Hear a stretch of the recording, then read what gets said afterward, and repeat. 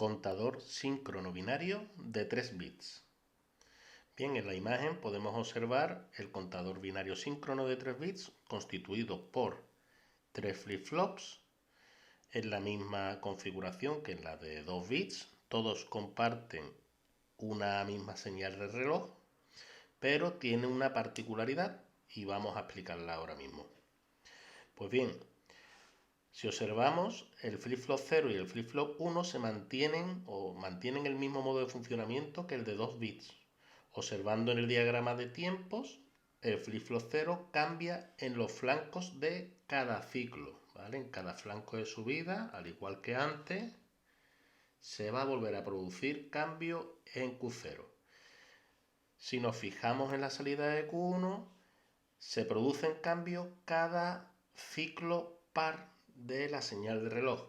Esto es, en el flanco de subida del ciclo segundo, el ciclo cuarto, el ciclo sexto. Fijaros cómo es aquí donde se producen los cambios. Si ahora nos ponemos a observar cuándo va a cambiar o cuándo quiero que cambie la salida del tercer flip-flop, del flip-flop 2, ¿vale? Pues me di cuenta que tiene que cambiar en los flancos de subida del reloj 4, ¿vale? Del reloj 8, el 12, el 16 y así sucesivamente, ¿vale? ¿Y cómo hago esto? Pues vamos a ver en qué estado se encuentran las salidas del flip-flop 0 y del flip-flop 1 para provocar que sea en ese momento cuando se dé la transición. Fijaros, si observo justo el momento en el que se da el cambio, que es este de aquí, en ese punto en concreto vamos a tener en Q0 un 1 y en Q1 un 1. Es el único momento en el que se da ese estado, porque si nos fijamos en el resto de estados, estaría en el primero de ellos a 0, 0, a 0, 1, 1, 0, y aquí se pone a 1 a 1, ¿vale? Justo después de ese 1, 1, quiero que se produzca una transición aquí, ¿vale?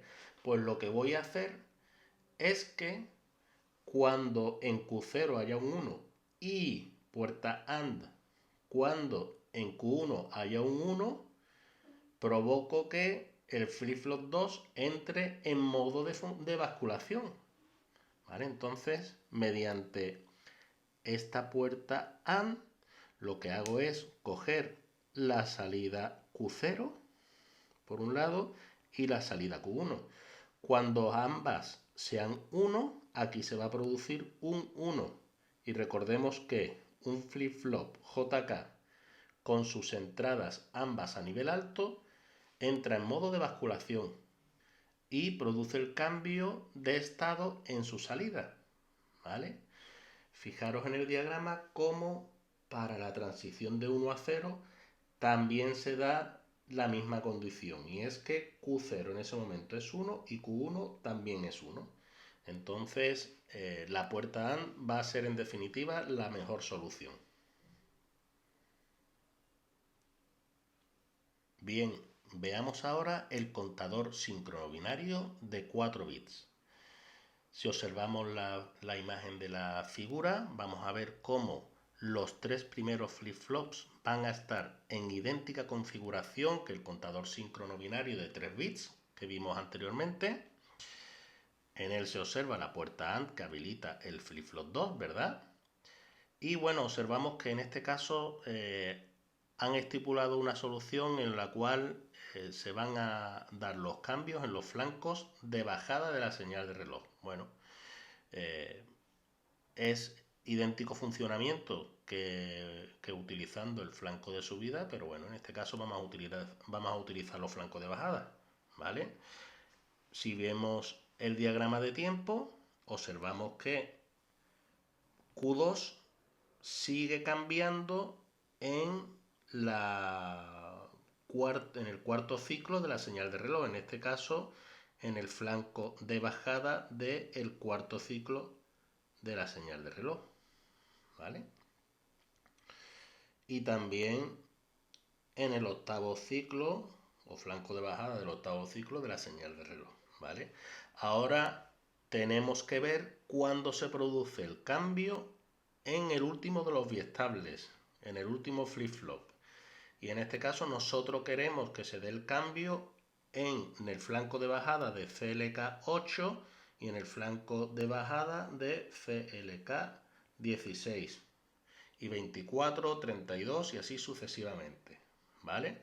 Pues bueno, vemos que justo en ese instante el diagrama de tiempo marca que los estados de Q0, Q1 y Q2 son todos 1.